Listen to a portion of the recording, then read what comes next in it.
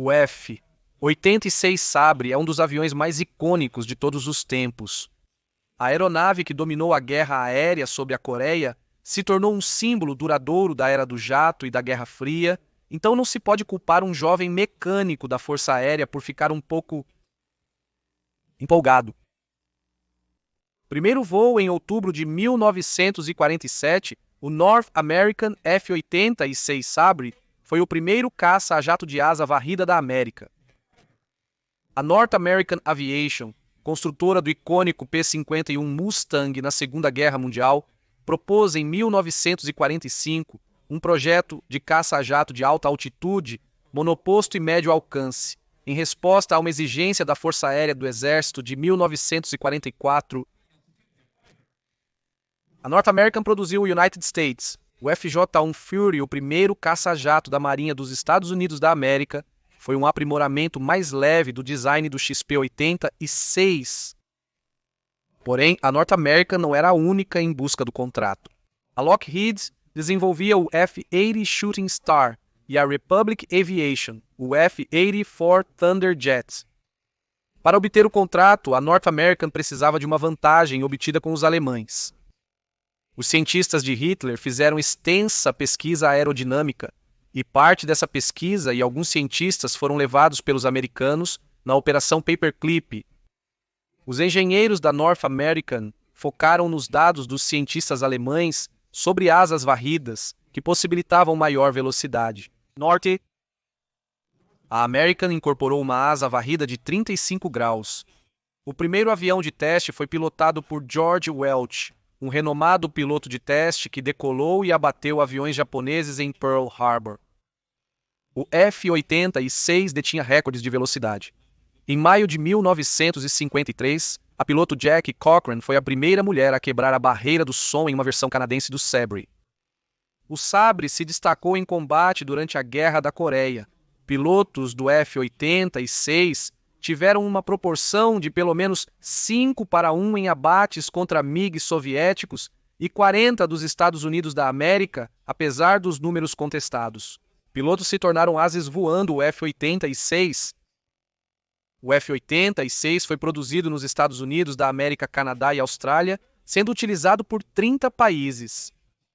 No total, 9.860 aeronaves de todas as variantes foram construídas, tornando o F-86 o caça-jato mais produzido no Ocidente. George R. Johnson estaria muito familiarizado com o F-86 quando se alistou na Força Aérea dos Estados Unidos em 1954. Descrito como um garoto escuro, robusto e de cabelos cacheados, ele cresceu em Pima, Arizona, sendo um entusiasta da aviação por toda a vida. Paul Metter, escritor de aviação e veterano da Força Aérea, escreveu na Smithsonian Magazine de novembro de 2011 que Johnson ainda se recordava do brilhante AT-6 Texan amarelo que sobrevoou sua casa em Pima no começo da Segunda Guerra. O autor Joseph Stocker escreveu na edição de fevereiro de 1959 da Argosy Magazine que George R. Johnson era esse tipo de garoto, tão fascinado por aviação quanto se pode imaginar. Ele lia, falava e, graças a uma força aérea sempre hospitaleira para crianças entusiasmadas, vivia e trabalhava entre eles. Com a permissão de sua mãe, Johnson se alistou na Força Aérea aos 17 anos, antes de completar 18. Ele recebeu treinamento básico na base da Força Aérea de Lackland, no Texas, e devido a uma aptidão mecânica, foi enviado para a escola de motores a jato na base da Força Aérea de Chanute, em Illinois. Ele podia trabalhar nos aviões da Força Aérea que amava desde criança, mas não podia pilotá-los. Matter escreve que, quando menino, olhou para o sol durante um eclipse e queimou levemente uma retina, impossibilitando-o de passar no exame físico para pilotos militares, embora Stocker tenha observado que ele era um bom mecânico. Em outubro de 1955, Dodson foi enviado para a base aérea de Williams, perto de Phoenix, para treinamento de voo. O treinamento básico de voo de caça-jato foi feito no Lockheed T-33 Shooting Star, mas em 1955, Williams também estava fazendo treinamento usando o F-86F. O modelo F tinha um motor atualizado e uma velocidade máxima de 685 milhas por hora. O F-86 já não era o avião mais rápido do arsenal da Força Aérea. O F-100 Super Sabre foi introduzido em 1954, mas Matter observa que o F-86 ainda era um caça confiável. Ele escreve que sua temível reputação na Guerra da Coreia fez do voo no jato Sabre o sonho de um jovem aviador. Em 20 de setembro de 1956, Johnson e uma equipe estavam trabalhando em um F-86F, número de cauda 50 e 25039. Um cabo instalado incorretamente exigia a remoção de toda a traseira do avião para reparo. Era um trabalho complexo. A equipe da noite trabalhou na aeronave até tarde. Reparos complexos requerem testes em terra antes da aprovação do trabalho. Johnson colocou o fone de ouvido, pediu permissão à torre para usar a pista de táxi e verificar o motor. Stocker escreveu, no silêncio da noite, a cadência gritante do jato acelerando a toda potência soava como uma criatura enorme e super-humana, se contorcendo sob a tortura massiva. Johnson pediu permissão para usar uma pista para um teste de táxi de alta velocidade, algo comum após qualquer trabalho nos freios ou roda do nariz, segundo Mather. Novamente, isso era rotina, e a torre o liberou para usar a pista 3050. O que aconteceu a seguir é um pouco incerto. Tucker afirma que sua investigação posterior pareceu confirmar isso. Ele não tinha um plano bem definido para suas ações. 56 anos depois, Johnson disse a Mather que suas intenções ainda eram apenas fazer um táxi de alta velocidade. Nunca tive a intenção consciente de voar aquele avião. Stocker explica que os dois aviadores de serviço noturno na torre observavam com pouco interesse. A verificação do freio era comum. Eles esperavam que o avião se aproximasse a cerca de 35 mph, freasse e retornasse à linha de voo. Mas ele escreve desta vez algo estava estranho. Johnson disse a Mather: "O nariz levanta da pista a cerca de 105 nós. Ao me aproximar de 105 milhas por hora, senti o nariz ficar leve e decidi esperar mais alguns segundos para ver se o avião ficaria leve no trem de pouso principal. O aviador de 20 anos foi aparentemente atingido pelo ar." Stocker escreve, e então algo incrível ocorre. O jato levantou suavemente da pista e estava no ar. Johnson disse que não achou que tinha espaço suficiente para parar em poucos segundos. Eu não estava pensando em estar em apuros. Pensei em manter a subida e velocidade do ar. Quando estava em uma subida definida, recolhi o trem de pouso. Eu estava fora e comprometido. Ele acrescentou que não havia vento naquela noite. O ar estava suave como vidro. Obviamente, essa era uma situação perigosa. O F-86 não era um avião fácil de pilotar. Para se tornar um piloto de F-86, era necessário no mínimo 1 ano de treinamento e centenas de horas de voo. Horas eram necessárias em um simulador de cockpit antes de um piloto voar sozinho, e ainda assim o primeiro voo era acompanhado por um instrutor.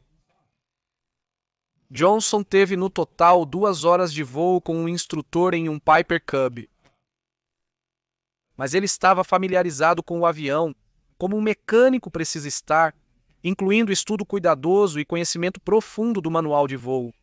Em 2011, Johnson afirmou que conhecia as diferentes velocidades de aproximação, por ter estudado o manual do piloto. Eu conhecia isso intimamente, passei muito tempo estudando isso. Eu estava tão preparado quanto possível sem realmente voar. Ainda assim, pousar não seria fácil. Segundo Stocker, Johnson contatou a torre e com uma voz estranhamente calma disse: "Sou o primeiro sargento George Johnson. Acabei de decolar do nosso campo. Pensei em pilotar isso, mas mudei de ideia. Eu quero descer." Stocker nota que não só a vida de Johnson estava em risco, mas possivelmente muitas outras, pois Phoenix e as pessoas na base estavam próximas. Ele mencionou casualmente que o avião custava $250 mil. Os aviadores na torre já tinham contatado o comando da base, incluindo o oficial do dia, capitão Robert McCormick, também piloto de F-86. McCormick ajudou Johnson a entrar em um padrão de espera ao redor da base em uma velocidade e altitude mais eficientes em termos de combustível.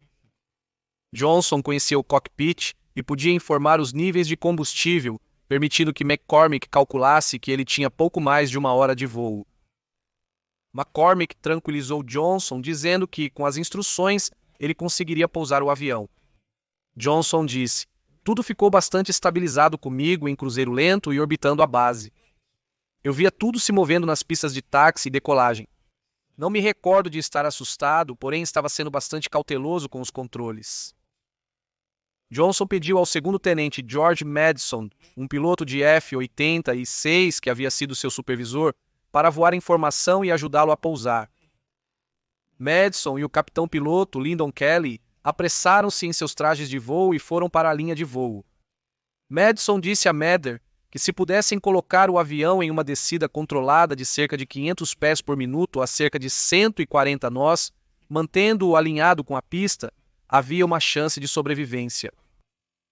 Enquanto Madison e Kelly iam para a linha de voo, o comandante da base, Coronel Jerry Page, deu uma ordem sóbria: "Traga aquele homem, mas não comprometa sua segurança e a da área. Leve o tempo necessário, caso contrário é uma pena. Não arrisque suas próprias vidas." Sendo mais experiente, Kelly assumiu a instrução e logo determinou a melhor forma de derrubar Johnson. Ele planejou levar Johnson ao deserto ao sudoeste da base, permitindo que se aproximasse da pista em uma longa descida reta com poucas manobras. A pista possuía uma barreira de detenção, descrita por Stoker como um dispositivo feito de corda de nylon, cabo de aço e correntes de âncora, usado para parar jatos que abortavam decolagens ou ultrapassavam aterrissagens. Kelly posicionou Johnson, fazendo-o reduzir a velocidade e baixar o trem de pouso. Ele e Madison voaram dos dois lados enquanto ele descia. Johnson disse que Madison o fez recuar o acelerador no momento certo, e ele tocou o chão suavemente bem no centro da pista. Eu os vi acelerando e subindo. Um deles disse: "Bom garoto, quando eu toquei o chão." Mas ele estava indo rápido demais e consumiu muita pista antes de tocar o chão. Madison se conteve para não gritar para pisar nos freios, sabendo que frear demais poderia capotar o avião. Stoker escreve que Johnson estava a cerca de 170 milhas por hora, quando o F-86 normalmente pousava a 125 milhas por hora. Foi um momento tenso e Kelly e Madison não puderam presenciá-lo. Stoker afirma que os dois pilotos, quase sem combustível, não podiam mais esperar. Eles aceleraram ao máximo, percorrendo o campo e arqueando para o céu. Johnson atingiu a barreira a quase 90 milhas por hora. Stoker escreveu que o barulho era audível em todo o campo. O barulho de trituração persiste devido ao cabo rasgado embaixo do carro, o ruído das pesadas correntes de âncora ao interromper bruscamente o movimento do jato. O primeiro a chegar ao avião foi o chefe do corpo de bombeiros da base, Edward Anderson. Ele encontrou Johnson desligando calmamente os interruptores. Seu voo durou 1 hora e 2 minutos e o uso da barreira causou um dano de 195,64 na aeronave. Mas Page, o comandante da base, questionou incisivamente no dia seguinte. O que acontece a seguir? O teste de sangue de Johnson mostrou que ele não estava intoxicado, mas ainda assim roubou propriedade do governo e colocou vidas em risco. Apesar de impressionado com a tranquilidade de Johnson ao lidar com a situação, Page sabia que ele enfrentaria uma corte marcial ou logo outros mecânicos tentariam o mesmo. No Tribunal Militar de março de 1957, Johnson pôde se declarar culpado de apropriação indevida. Ele foi absolvido da acusação de pilotar a aeronave sem as devidas ordens de voo ou autorização, pois isso só se aplicava a pilotos da Força Aérea. Ele foi condenado a 6 meses de confinamento em Williams e multado em $65 mensais por 6 meses. Ele foi rebaixado de patente, mas manteve o emprego. Mather afirma que Johnson lembra de seu encarceramento com menos pesar. Ele tinha permissão para sair diariamente para trabalhar em tarefas como cortar grama. Ele costumava jogar cartas com os guardas, já que a porta de sua cela raramente era trancada. Por bom comportamento, ele foi libertado após 5 meses. Johnson ficou na Força Aérea até 1961, depois trabalhou com computadores e eventualmente se tornou piloto. Matter o descreveu em 2011 como um homem intensamente privado que ficou surpreso que alguém ainda se importava com aquele voo que ele fez há tanto tempo. Ele disse a Matter: "Foi meio bobo fazer isso, mas eu me safei. Eu contava com a proteção divina naquela noite." O evento é pouco conhecido, até entre os ex-pilotos de F-86, mas isso falou sobre a estabilidade da icônica aeronave, disse Matter. Quando Anderson, o chefe dos bombeiros, o alcançou, Johnson disse: "Esse negócio realmente voa sozinho." E também ensina uma lição geral, que os erros da juventude podem ser superados. Quando perguntado na época por que ele fez isso, Johnson simplesmente disse: "A pista parecia tão boa, eu simplesmente a deixei ir." Espero que tenha gostado deste episódio de O Cara da História. E se você gostou, sinta-se à vontade para curtir, se inscrever e compartilhar O Cara da História. A história merece ser lembrada com seus amigos, e se você também acredita que a história merece ser lembrada, então você pode apoiar O Cara da História como membro no YouTube, apoiador em nossa comunidade no Locals ou como patrono no Patreon. Você também pode conferir nossa ótima loja de mercadorias ou reservar uma mensagem especial de O Cara da História. A história merece ser lembrada no caminho.